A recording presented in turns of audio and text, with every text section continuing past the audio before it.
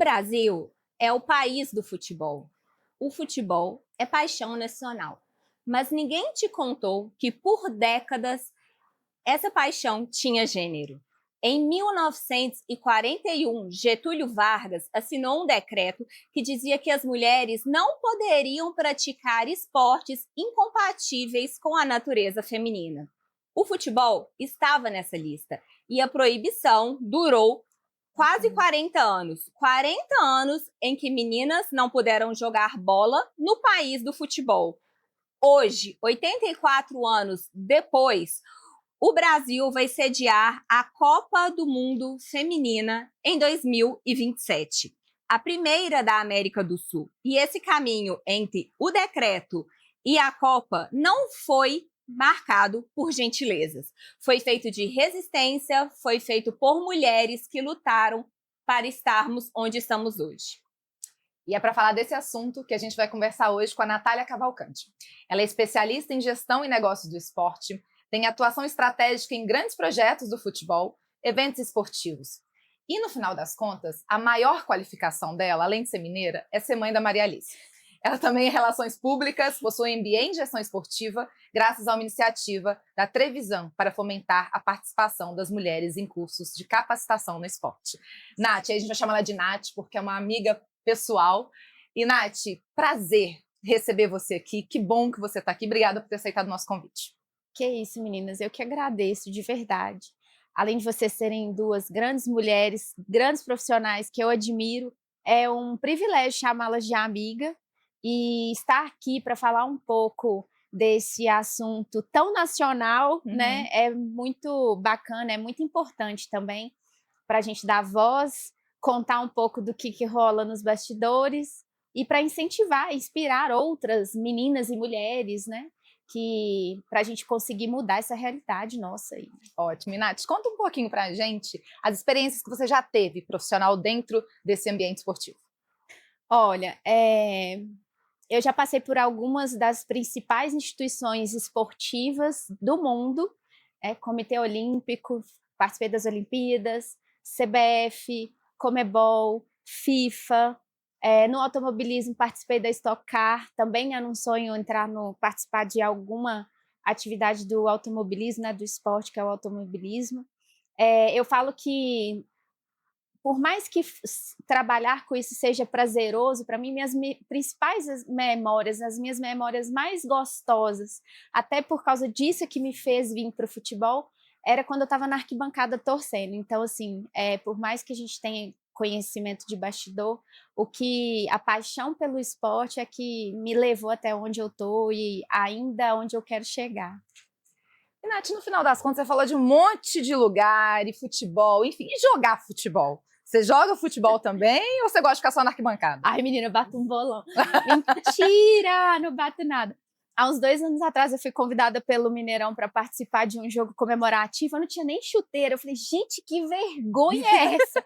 Em 2 dias vai eu atrás de uniforme, mas assim, é óbvio que é mágico você jogar uma bola num campo oficial, né, padrão FIFA que a gente fala, porque é o padrão master do universo, mas foi tão bom, tão bom, tão bom, que eu falei, cara, eu acho que eu posso começar a pensar em querer jogar futebol, mas não jogo, nem sou atleta de final de semana, nada. Nada. Nada, nada, nada. Só faço lá mesmo, ficar cuidando para que a partida aconteça. E, Nath, conta pra gente como é ser uma mulher no universo do futebol. Essa é uma pergunta que eu escuto com bastante frequência e, a depender do momento da minha vida, eu já percebi que às vezes ela muda um pouco, mas o sentido continua o mesmo. E eu espero muito que um dia esse sentido mude, né? É desafiador, diariamente é desafiador. Muitos me perguntam se eu já sofri algum tipo de assédio.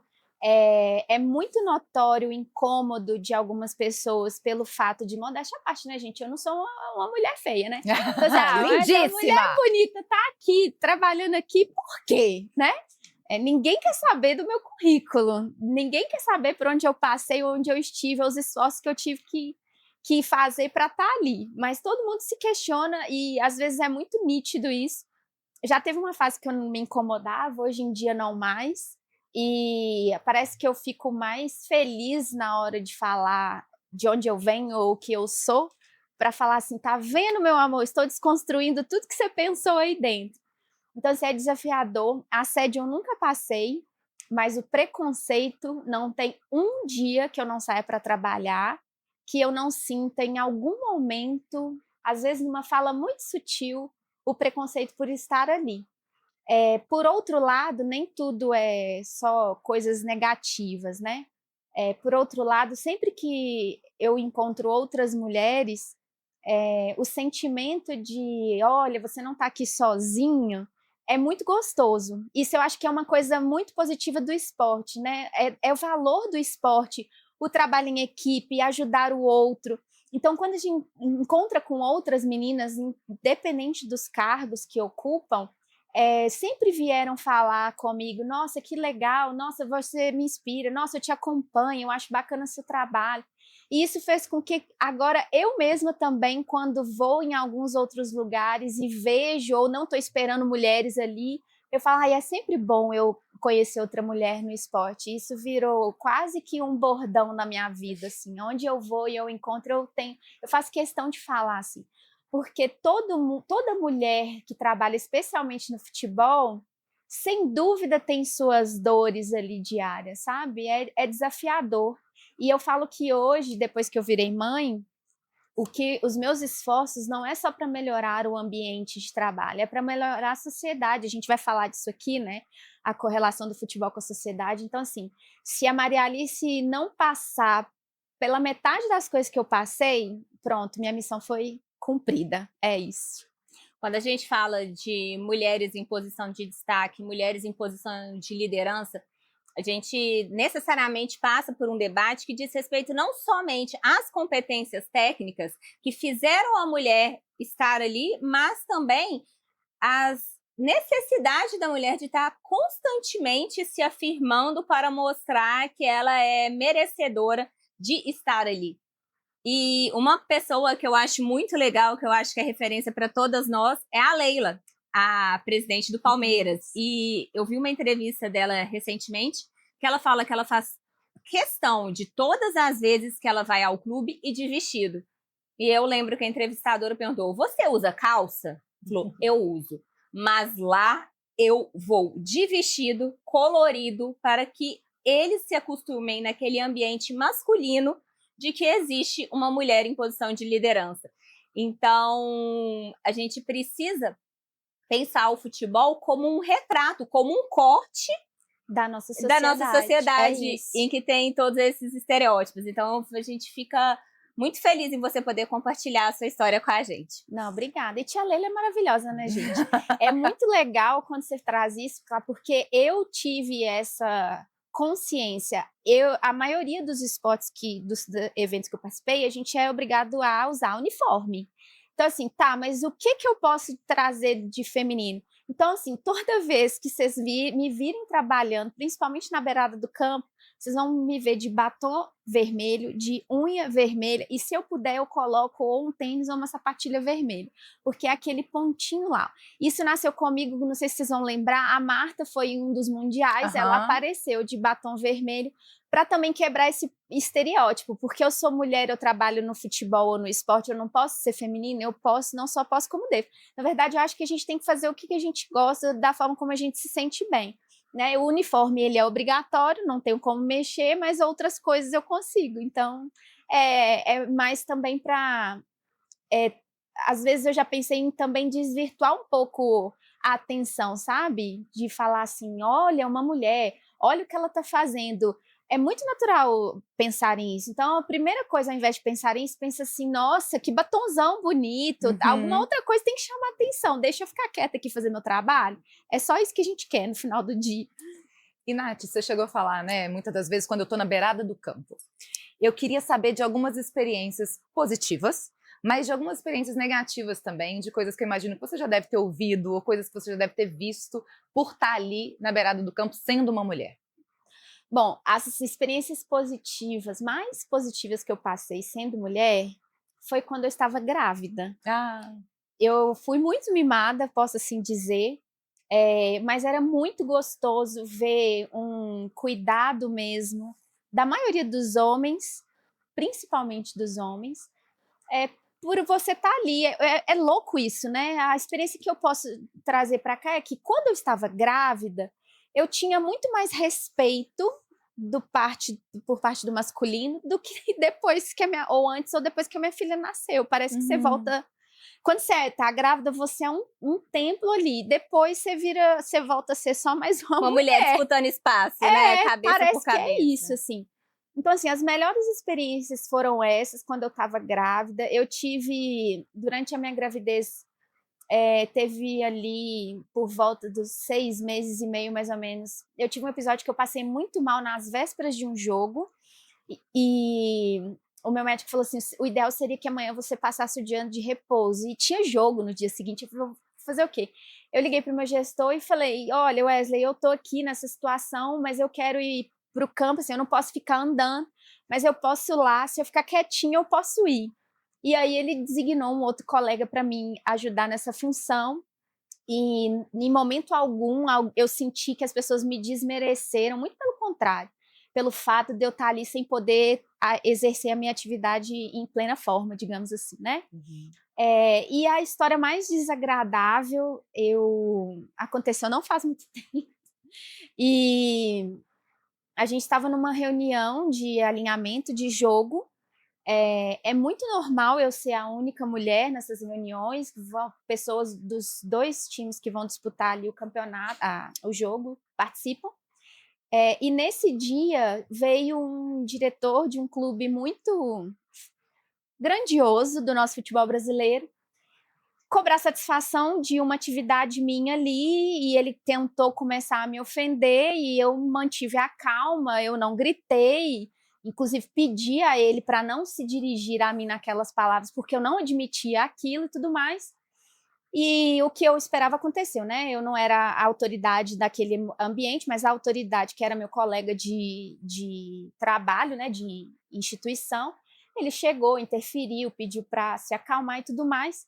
E na hora, e aí esse diretor ficou calado, escutando lá o nosso superior falando, e na hora que acabou, ao invés dele vir pedir desculpa para mim, ele pediu pro meu colega de trabalho, e eu era a única mulher ali.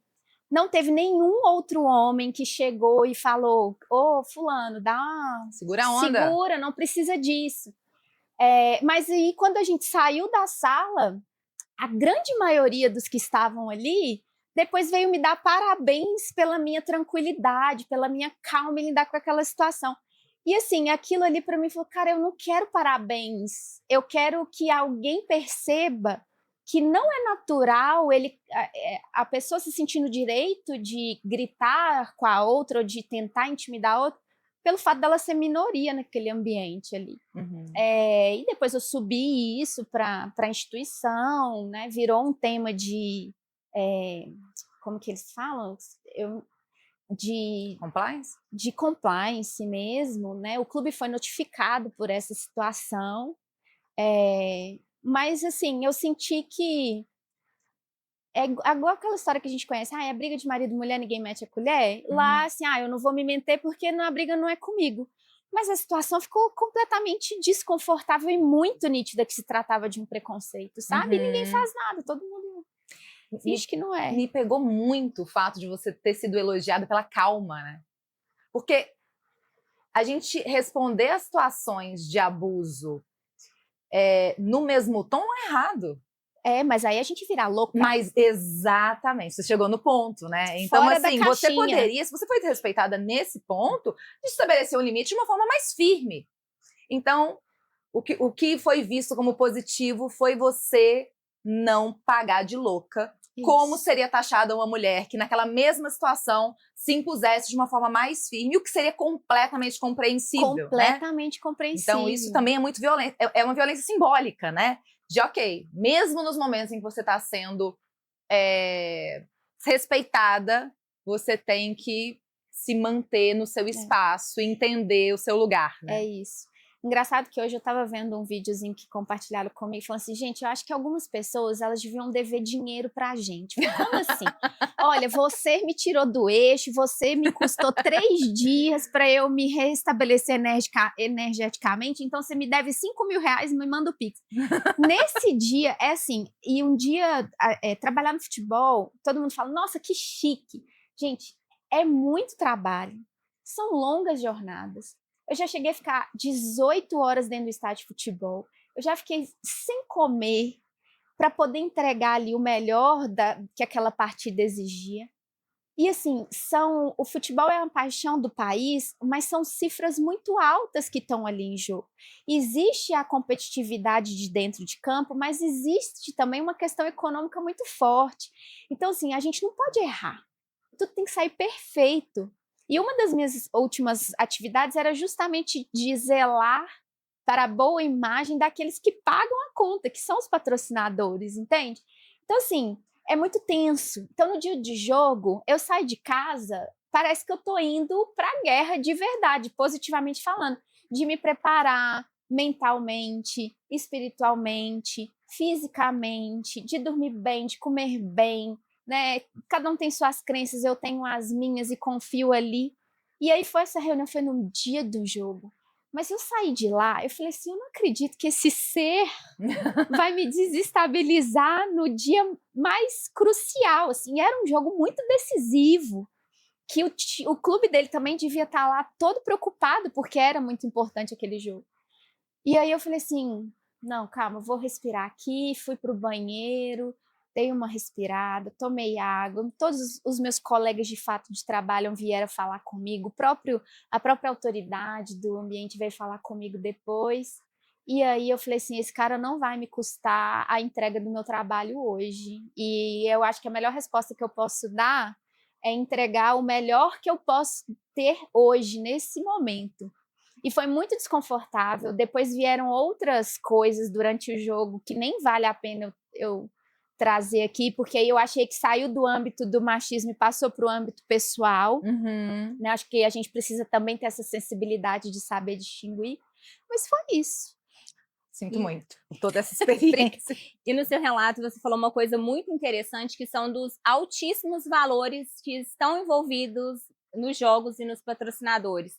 Mas os dados mostram que os times de futebol masculino recebem 100 vezes mais dinheiro do que os times femininos. Enquanto a folha de muitos times masculinos no Brasil chega a 10 milhões ou até mais, nos femininos a maioria deles não passa de 100 mil. E eu acho que é importante a gente tratar isso, não só por conta da questão das cifras, mas também porque ano que vem nós iremos sediar a Copa do Mundo Feminina. E eu queria trazer para vocês duas, né, para a gente debater. Será que isso realmente é uma política, uma resposta institucional? Ou será que é um marketing, principalmente na sequência do ano eleitoral? Nossa. Quer começar? Você quer entrevistada. Bom, eu tenho uma opinião bem particular e talvez possa ser vista até de uma forma polêmica sobre essa questão de investimentos e de comparação. Né? O futebol, ele não tem gênero. O futebol é o futebol. A gente tem categorias, masculino e feminino, como qualquer outro esporte, porque nós somos biologicamente diferentes do corpo masculino. Então, houve essa divisão para tentar deixar a competição mais justa. E assim, eu não gosto de comparar o futebol masculino com o feminino. Eu não acho que o futebol feminino vai alcançar o mesmo patamar de todas as suas vertentes ao masculino. O que eu vejo e sinto é que o futebol, assim, aquela coisa, aquele retrato machista, patriarcado, do que é o domingo do homem? O domingo do homem é o churrasco, a cerveja e o futebol.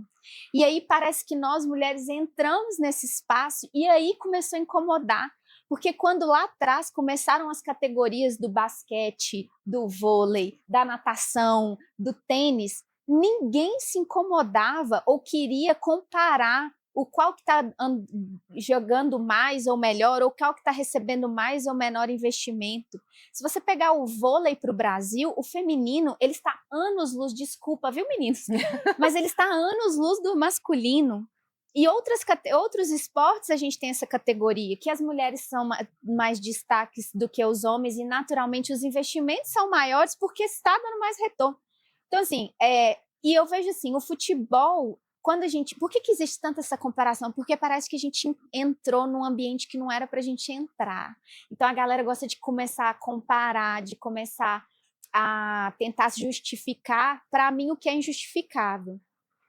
Por outro lado, se a gente enxerga que o futebol, ele é o que eu acredito firmemente, é um agente de transformação social, ele é um recorte da nossa sociedade, então eu tenho que, sim, começar a olhar com mais carinho.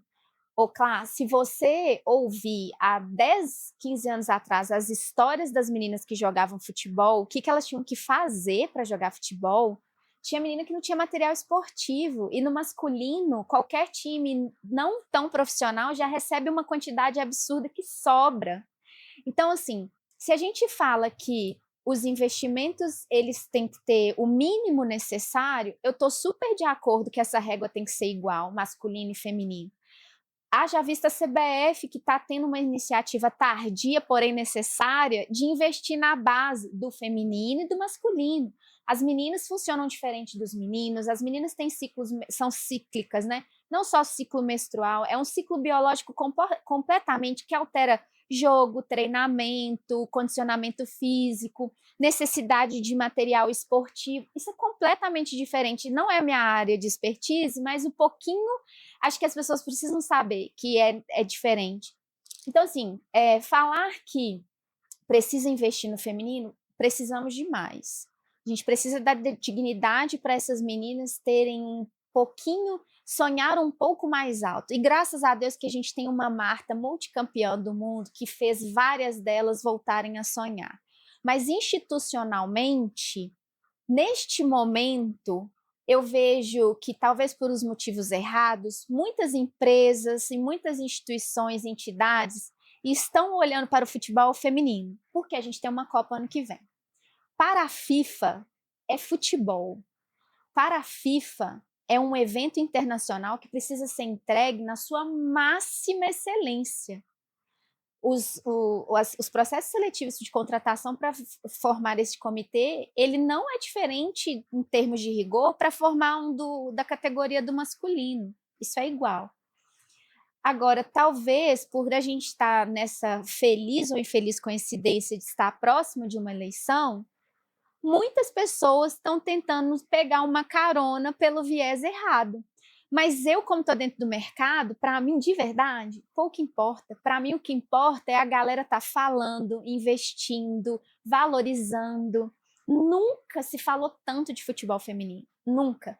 E eu acho que o fato da FIFA ter trazido a Copa para cá demorou. Nós somos o país do futebol.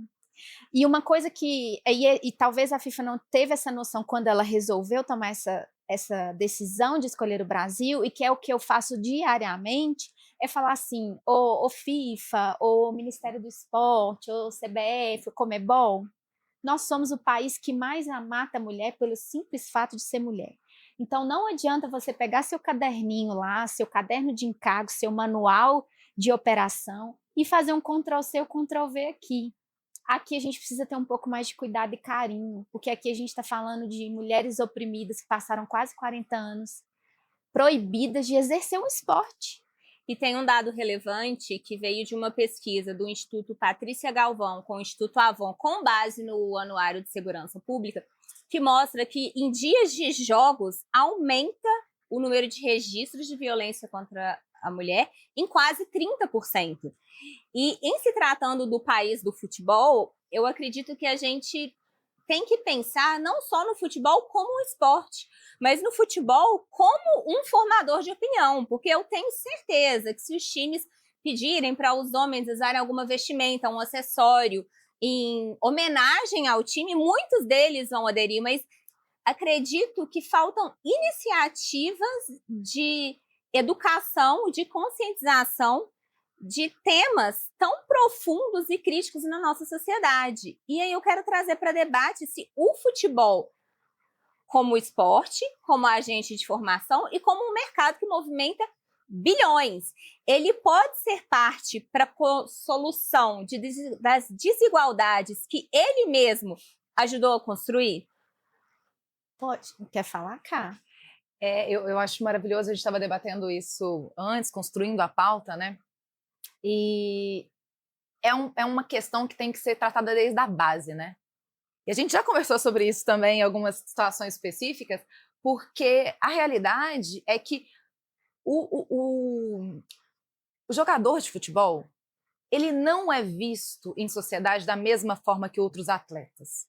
O papel do jogador de futebol no Brasil, o impacto do que um jogador de futebol faz, do que um jogador de futebol fala no Brasil, é completamente sério, porque ele vai impactar muitos meninos.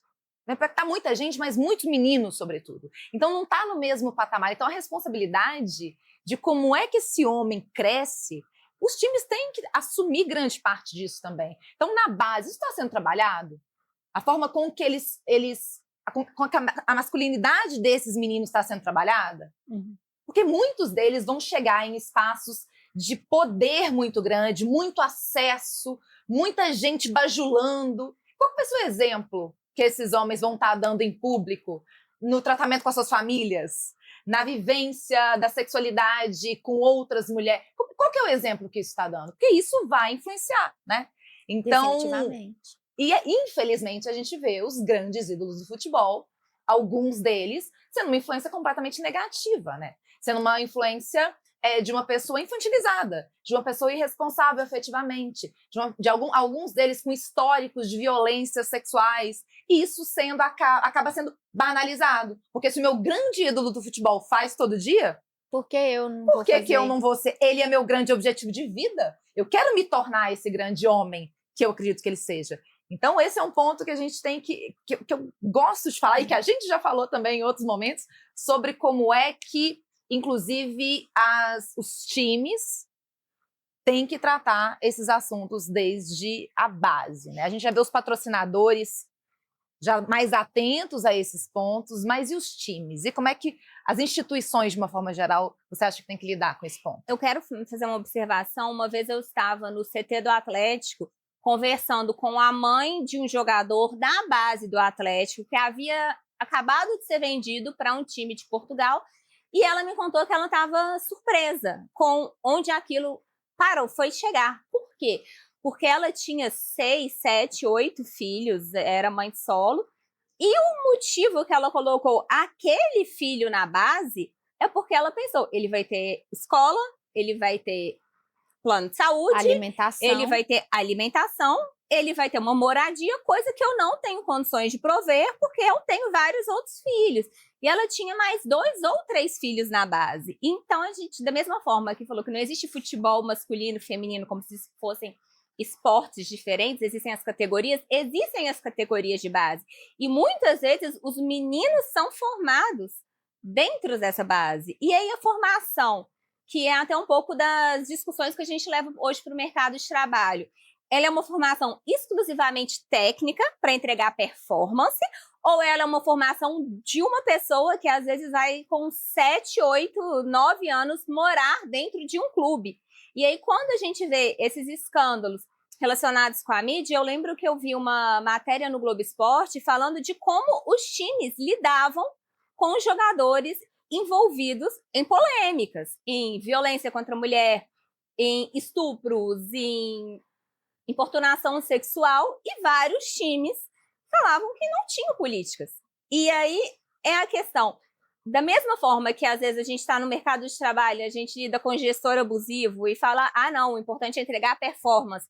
Qual que é a responsabilidade do clube diante desses atletas? Pensando que não é só a performance, ganhar e marcar 3 pontos. Existe também o compromisso com a formação da sociedade e de ser espelho para aqueles que estão olhando aqueles que estão dentro de campo. Eu acho que a gente tinha que fazer esse programa parte 1, parte 2, porque isso aí dá tanto assunto que vai faltar tempo, né? Eu vou tentar ser breve. Vocês trouxeram vários pontos importantes. Assim, é importante lembrar que somente 3% de todos os atletas profissionais do futebol masculino, chegam à elite do futebol. A elite do futebol hoje, Campeonato Brasileiro, Série A, Série B, a gente está falando de não mais do que 40 clubes. Nós temos mais de 700 clubes federados, credenciados pela CBF. Então, o que a gente vê pela televisão é um recorte, é a cereja do bolo. E quando que a gente fala que o futebol ele tem sua força, sua potência, é justamente nisso aí. Porque essa criança que está lá na escola, em vulnerabilidade social, ela enxerga no futebol ou uma válvula de escape da sua própria realidade, como essa mãe, ou um desejo de vida, de melhorar de vida, de sair daquilo ali. E são realidades, a grande maioria, muito cruéis, mas não são só eles que se tornam atletas. A gente tem atletas de todas as classes sociais. Primeiro ponto. Segundo ponto, vários institutos hoje de clubes importantes do Brasil e do mundo trabalham essa cidadania do atleta com a linguagem do futebol. Para mim, esse cenário é fantástico. Porque se eu tenho numa escolinha 40 alunos, talvez um vai sair dali profissional, os outros não. Começa aí. Segundo, o atleta ele precisa ter consciência, e aí todo mundo que está em torno dele, o clube, o seu agente, o seu empresário, a sua própria família, eles têm que ter consciência que quando ele passa a ser um atleta de futebol, principalmente no país, ele virou um CNPJ, ele virou uma marca, ele não é mais uma pessoa física. E não somente escândalos de violência contra a mulher. Eu tenho milhares, você foi falando, Caio, eu fui lembrando de vários exemplos que a gente poderia dar, mas eu acho importante a gente citar dois, até porque a gente está aqui falando sobre mulher no futebol, mas essa consciência não é só por causa da mulher. Recentemente a gente teve uma cena lamentável no final do Campeonato Mineiro de violência dentro do campo. Final de campeonato é um jogo que todos os atletas levam seus familiares, então os seus filhos e os filhos dos seus colegas de trabalho presenciaram aquela cena lamentável. E quando o jogo acabou, nenhum atleta do Atlético Mineiro passou pela zona mista e quis dar uma entrevista, exceto um, o Hulk. E antes dele responder a pergunta da repórter, ele chegou e falou assim: eu queria pedir desculpa às crianças e os adolescentes por terem presenciado essa cena lamentável. Ele é um atleta que eu sou mega fã e admiro, não como só atleta, como ser humano. Tem muita consciência de quem ele é ali. E isso é tão mais profundo e complexo quando a gente fala de valores, de cifras, que não é nem inteligente a gente colocar essa pauta de consciência somente dentro de uma responsabilidade social. Um atleta, um clube que não consegue responder com rapidez a uma crise, ele perde dinheiro. Então, quando a gente vê vários escândalos, o clube demora Atlético Mineiro na final da Copa do Brasil contra o Flamengo, que a gente teve aquela situação horrorosa também, do jornalista ser gravemente ferido, o clube demorou 3 dias para dar uma resposta. E o patrocinador deve ter ficado ali em cima. Recentemente, a gente teve um atleta do Red Bull Bragantino. É importante a gente ficar citando aqui o nome do clube do atleta. Red Bull Bragantino, como o próprio nome já diz, tem uma marca multinacional por trás dessa gestão. Um atleta fez um infeliz comentário ao final do jogo para falar: por que bota uma mulher para arbitrar um jogo tão importante? Como se a competência dela... Gustavo. Como se a competência dela não dependesse do gênero. O clube imediatamente suspendeu o atleta de jogo, multou ele, acho que mais, não sei o valor financeiro, pegou este dinheiro da multa e destinou para uma organização que cuida de mulheres que foram vítimas de violência doméstica na cidade do clube, e ainda soltou que ia começar a fazer um treinamento, uma capacitação para o combate ao machismo dentro do clube. Porque eu não importa o que eu penso, se ele pensa assim, ele pensa da porta da casa dele para dentro. Ele está ao vivo para o Brasil e o mundo inteiro ver. Ele não pode falar isso.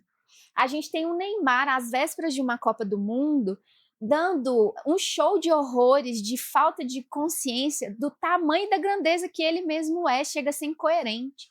Você fala, gente, esse cara é mal assessorado, o que está acontecendo? Ele já perdeu patrocínio por causa disso. Então, assim, perde-se muito dinheiro se você não tem a consciência que você está dentro desse jogo e essas são as regras do jogo e você precisa saber jogar, entende?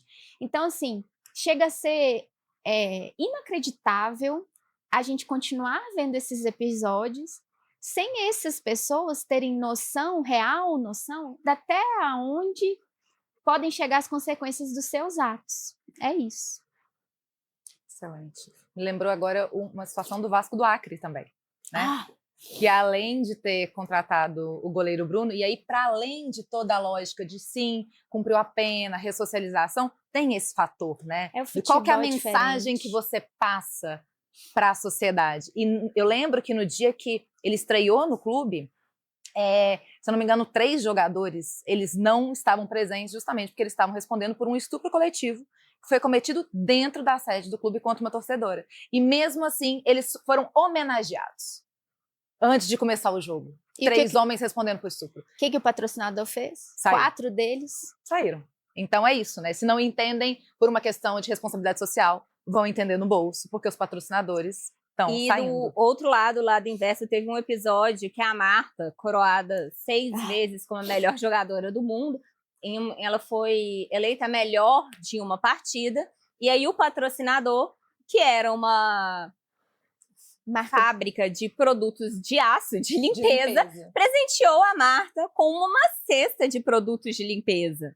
Como se foi representado assim, a mulher está no futebol, conquistou um espaço, mas o lugar da mulher é dentro da casa, cuidando do seu lar. E isso trouxe uma repercussão super negativa muito grande, que também fez reformular essa forma, não só como o dinheiro entra no futebol, mas como essas empresas reagem quando elas estão sob os holofotes, porque elas patrocinam visando audiência, porque a audiência gera receita. Então tem toda uma questão também de educação da sociedade, que apesar da gente matar a mulher, ter diferença de salário, ser um país que às vezes é muito hostil com as mulheres e com as meninas, tem o fato também de que a gente não pode esquecer que, mesmo que não seja na velocidade que a gente quer, da forma que a gente quer, a gente está tendo alguns pequenos avanços.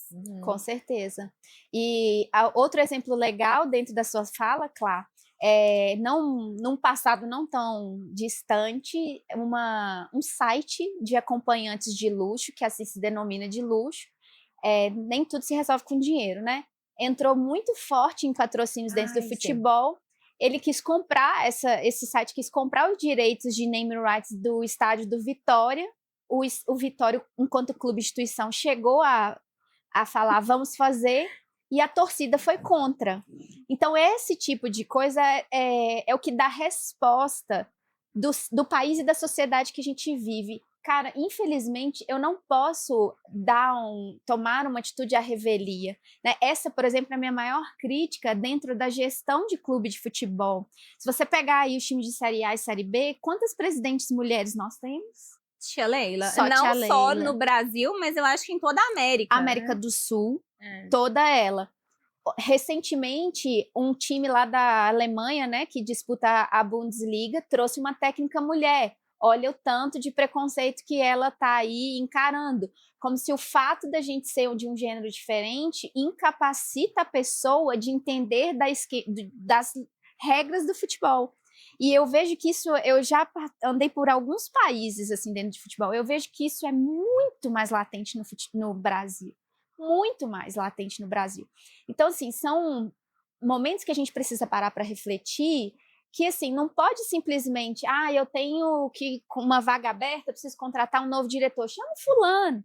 Não pode ser feito mais dessa forma, tem que ser pensado de forma estratégica, porque hoje tudo vira uma mensagem. Então, assim, você entra, olha para a diretoria do clube e só tem homens. Qual mensagem esse clube está passando. É lindo, eu falo isso direto, é lindo estender faixa na beirada do campo, muito legal. Mas e aí? E o depois? E além disso, faça o quê? Então, assim, eu prefiro concentrar os exemplos positivos. Vou citar aqui o Botafogo. Eu fiz nas minhas redes sociais, está lá, uma entrevista com o diretor comercial do Botafogo. Ele é daqui de Minas Gerais, Marcelo Furtado. Também, os exemplos bons a gente precisa citar. Claro.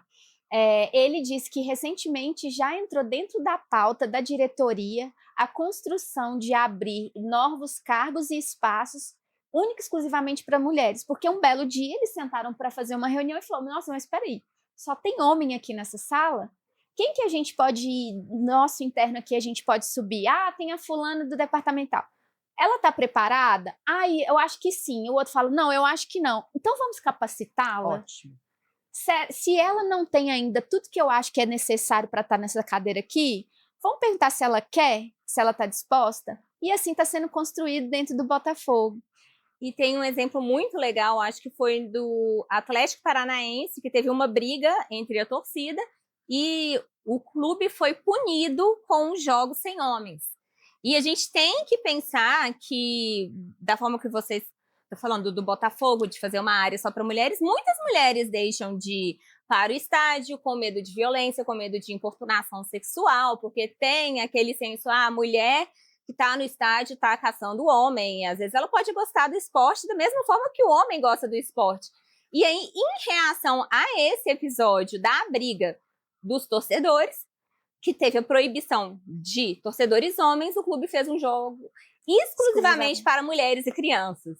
Então, permitindo que elas tivessem a oportunidade de estar ali, mas talvez até de exemplo para outros também, que até para o próprio clube, né, que cria ambientes mais receptivos, ao invés de pensar que futebol é somente coisa de homem, que eu e a Camila estávamos falando hoje. Se eu gosto de ver a bola entrando, gritar gol, ataque, defesa, qual que é a diferença de ter um homem ou de ter uma mulher ali de jogando? ter uma criança, no caso das categorias de base, ou de ter um profissional. Exato. Será que talvez essa questão, essa resistência, a audiência mesmo, com mais baixa do futebol feminino, não seja um preconceito que está na nossa sociedade, no sentido de que vocês, mulheres, não podem ocupar espaços que são nossos? Com certeza.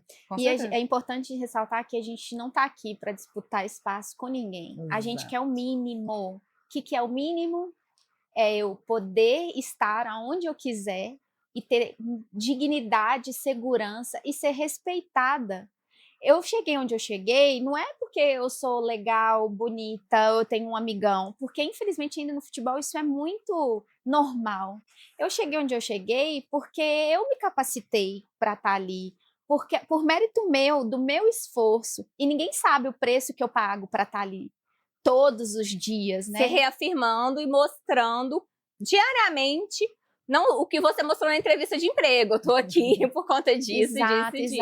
E eu acho que é importante a gente trazer também essa reflexão de que o futebol, quando ele é visto como um recorte da sociedade, eu vejo que essa é a melhor fala para a gente poder ter mais consciência de quem está inserido dentro do futebol, né? Você replica o que você vê no futebol, você se sente confortável para replicar na sociedade. Exato. E a fala, Clá, que você trouxe sobre o aumento da violência doméstica em dias de jogos de futebol, ela me dói num lugar, porque assim, o futebol para mim, durante a minha vida inteira, ele foi muito sinônimo de alegria, de grandes memórias, inclusive nas derrotas do time, assim. Tudo que eu vivencio, eu trabalho com isso, eu amo o que eu faço, mas não só o que eu faço, eu amo preparar um espetáculo para que as pessoas se divirtam. Então ele está sempre associado com alegria, entretenimento e diversão. Por que que ele precisa continuar sendo associado a um dado tão triste, né? A Carmen Lúcia tem uma fala maravilhosa que ela fala assim, todo mundo é a favor da igualdade, mas desde que não me tire do meu lugar onde eu tô aqui confortável. E eu vejo que a gente precisa de pessoas com coragem, não só de fazer, mas como de falar. Ai, é desconfortável o que eu acabei de falar assim, olha, talvez seja polêmico eu falar que eu não gosto de comparar o futebol feminino com o masculino. é desconfortável, mas precisa ser dito, a gente precisa refletir. Quantas pessoas vão estar aqui assistindo a gente e vai falar assim, poxa, mas eu nunca parei para pensar nisso.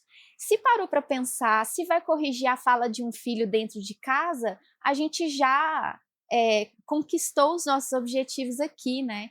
Então eu vejo que é muito saudável e importante a gente estar sempre trazendo os dados, porque eles não mentem, para falar como que eu posso mudar essa realidade dentro da ferramenta da realidade hoje que eu estou inserida, no meu caso, o futebol, né? Me lembrou isso, você falando sobre a violência doméstica, que é um problema social gravíssimo, né? A violência contra a mulher de uma forma geral, me lembrou um outro problema também, que a gente também vê muito nos campos, que é o racismo.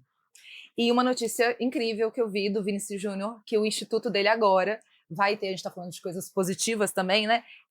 Vai prestar serviços jurídicos gratuitos para pessoas que vivenciarem situações de racismo. Então isso eu acho que é um exemplo muito bom para a gente arrematar o nosso papo, né? De como é que esse profissional, no caso Vinícius Júnior, entendeu o papel dele, a responsabilidade social. Ele vivenciou uma coisa, vivencia diariamente uma coisa. Diariamente. Na prática, o racismo, um crime completamente inaceitável. E ele percebeu, eu pelo menos tenho condições financeiras que seja de lidar com isso. Vamos usar do meu potencial financeiro e de influência para mudar a realidade, né? Então, esse é um exemplo incrível. E maravilhoso, em ponto, né, dessa questão do Vinícius Júnior, da combate ao racismo, a gente tem que elogiar, que eu acho que a CBF fez um trabalho muito bom nesse sentido no Brasil. Sim. E eu acho que não só no Brasil, claro, que se não fosse pelos atos racistas que foram cometidos contra o Vini, e a CBF abraçou a causa e falou assim, esse problema é nosso, a CBF foi lá na FIFA. Então, se hoje o futebol mundial tem um protocolo para antirracismo, precisou uma coisa muito ruim acontecer, mas deu resultado. Então, é graças a nós, brasileiros. Isso é fato. E por que não levar isso para a pauta dos direitos das mulheres? Exato. Sem ser marketing. Efetivamente, como política para transformar a nossa sociedade. E é assim, o machismo, ele não é um problema de mulheres. Ele é um problema da sociedade. Até porque se a gente pensar que a gente tem mais mulheres no mundo do que homens, se eu tenho um problema de mulheres, eu tenho um problema da sociedade. Não é um problema de uma minoria, nós somos a maioria. E trazendo seu exemplo sobre o racismo, me fez lembrar uma coisa que é o seguinte: nós, enquanto cidadãos e que vivemos em sociedade, nós temos obrigação de ter consciência e de fazer o que está dentro do nosso alcance. Por que eu estou falando isso? Porque eu já tive uma situação dentro do futebol, de um clube, uma torcida, proferindo atos racistas. Isso aconteceu aqui em Belo Horizonte, num jogo muito importante. E eu cheguei para o clube mandante e falei assim, me dá a imagem de segurança, porque a gente vai anexar na súmula do jogo. E o clube mandante virou para mim e falou assim, deixa para lá, Nath, não vai dar em nada não. E se não fosse a minha insistência de pegar a imagem, de anexar na súmula do jogo, o clube que estava com esse torcedor fazendo o que estava fazendo, ele não tinha sido punido. E, infelizmente, a gente vive num mundo que as pessoas só mudam quando dói no bolso. Então, assim, eu sei do meu lugar de privilégio enquanto raça e classe social. Mas eu sou uma minoria, eu sou uma mulher dentro do futebol. Então, eu tenho propriedade de fala para falar de preconceito, para falar que eu sou uma minoria, que sou vista de forma diferente. Mas naquele momento, se eu não tivesse feito isso, tivesse também pensado como o clube pensou, deixa para lá. Não é algo que diz respeito à sua vivência, então? Não me atinge diretamente. Exato. Mas atinge o quê? Ao que eu falei no início. Eu quero que a gente melhore enquanto sociedade. Eu quero que os meus filhos e os filhos de vocês não passem pelas coisas que a gente passa, não vivenciem as coisas que a gente vivencia, seja homens ou sejam mulheres. É isso. Ótimo. E aí eu queria te pedir agora para a gente finalizar, para você contar um pouquinho da sua experiência de agora, que você está num momento especial, num momento novo, né? Para você falar um pouquinho do que você está vivendo, do que vem por aí. Então, recentemente mesmo, eu ganhei do universo um presente de liderar um projeto de uma grande multinacional, que é a Genius Sports. É uma empresa de tecnologia que presta serviços ao esporte, não somente ao futebol. E em novembro do ano passado eles firmaram uma parceria, um contrato com a CBF, que é para trazer mais tecnologia para o nosso futebol, mas visando muito mais a integridade do futebol, que é justamente na área da arbitragem, né? Então, vocês devem ver aí que a gente vai ter agora no segundo semestre a regra do impedimento semiautomático. Quem está aí liderando isso aqui no Brasil é eu, junto com mais o meu outro colega. E é um desafio muito grande, porque é uma novidade tecnológica, porque é numa área sensível que é a arbitragem. A CBF assertivamente está investindo muito para poder trazer um pouco mais de lisura e tentar abafar esses casos de corrupção que a gente vê dentro do futebol. E fico mais ainda lisonjeada por ser uma mulher numa área tão masculina que é a arbitragem, mas também muito feliz por como se deu todo o meu processo seletivo, né? Foram poucas as oportunidades que eu tive na minha vida profissional de ser valorizada pelo fato de ser mulher.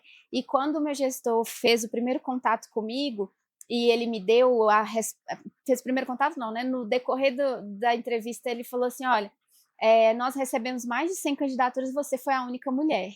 E seguramente ele vem de um país que o machismo não é tão latente assim, que a empresa é da Inglaterra. Eu estive lá recentemente, pude atestar pessoalmente que eles vivem de forma mais pacífica, né? Até porque eles eram comandados por uma rainha, né? Não é? Por muitos anos. E a chefe de operações, né, de futebol, esse cargo é ocupado por uma mulher lá na Premier League. Premier League hoje é a liga do futebol mais rica e importante que a gente tem no mundo, e eu tive a oportunidade de conhecê-la e, mais uma vez, de falar, eu sou muito feliz de conhecer uma mulher num cargo tão importante. Isso é para quebrar estereótipos e paradigmas, e eu senti durante todo o processo que, antes dele olhar para o meu gênero, primeiro ele olhou para o meu currículo, depois ele olhou para as minhas capacidades e entendeu que as capacidades que eu tinha para eles nesse momento eram suficientes para tocar o projeto aqui. Em nenhum momento eu senti nenhum tipo de desconforto, nem mesmo enquanto eu estava fazendo o treinamento, em que eu fui a única mulher, pelo fato de ser mulher e estar ali. Desafio esse que eu acho que eu vou passar aqui. Mas tá tudo bem, gente. Se vocês começarem a ver alguém criticar, por favor, me defenda. A gente vai te defender. Fala, não fala assim da Natália, não. Ela é ótima, ela deu uma entrevista, vem ver como é que ela é jovem. Mãe da Maria Alice, deixa comprar o leitinho dela lá. E você falou das mulheres, né? O que você faz, o que faz pela Maria Alice, e que a sua inspiração, que é a inspiração de todas nós, é a tia Leila. Sim. Então, para encerrar, eu queria que você deixasse uma mensagem para as mulheres, para os homens, pensando nesse cenário, naquilo que te move e naquilo que te inspira. Assim, eu agradeço muito a criação que os meus pais me deram. Eu nunca fui colocada dentro de um potinho rotulada do que eu podia ou do que eu não podia fazer. Eu tive os gostos e os desejos mais diferentes pelo fato de ser uma menina, e nem por isso eles me podaram em momento algum, na sua simplicidade de vida. E eu desejo muito que homens e mulheres, quando tiverem seus filhos, tenham essa consciência de passar essa educação, a gente se torna uma sociedade melhor.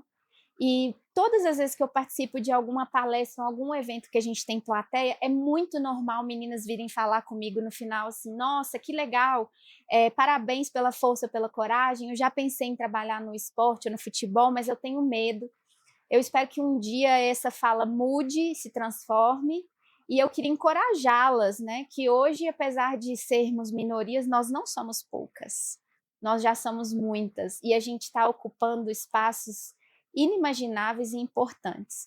E eu vejo que a sociedade, a passos lentos, ela está melhorando, porque até números estão aí para falar, né? Empresas que têm mulheres em cargos de liderança, elas crescem 21% mais. Então, o futebol, como ele movimenta muitas cifras, acho que a ignorância ela pode ir até um certo ponto, né, gente? Na hora que eu começar a mexer no bolso, por favor, né? Então, assim, o futebol eu acho que esporte é vida, ele não deve ser associado de forma alguma a coisas negativas. E os meus esforços são todos os dias para que isso melhore. Só que sozinha a gente não consegue nada. Juntas a gente é mais forte. Então, por favor, meninas, venham. Me procurem, peçam ajuda, estou aqui para eu quero mais aqui, ó, do meu lado, para a gente poder fazer essa corrente do bem e transformar aí num lugar melhor, para não só para viver, mas de trabalhar também. E a gente quer mais de você, dá vontade de ficar só ouvindo ela Sim. falar. Ai, Vamos gente, fazer uma parte 2. bora. Tem Copa do Mundo aí masculina, mas a gente pode chamar aqui de novo, que agora Claro! vamos ter uma cadeirinha cativa aqui também, pra gente convidar mais vezes. Aproveita, trazer eu para falar da arbitragem, gente. Vamos! Aproveita que, não é, eu vou estar num lugar de lisura, não tem problema, não dá para falar do Campeonato Brasileiro, mas da Copa do Mundo dá. Combinado, então. Meninas, obrigada, vocês são incríveis, maravilhosas. Sucesso aí nesse projeto lindo. E que honra estar sentada nessa cadeira aqui. Ai, meu Deus, vou ficar emotiva. Muito obrigada, Nath, pela sua presença. Muito obrigada a todos que nos assistiram. Esperamos vocês no nosso próximo programa.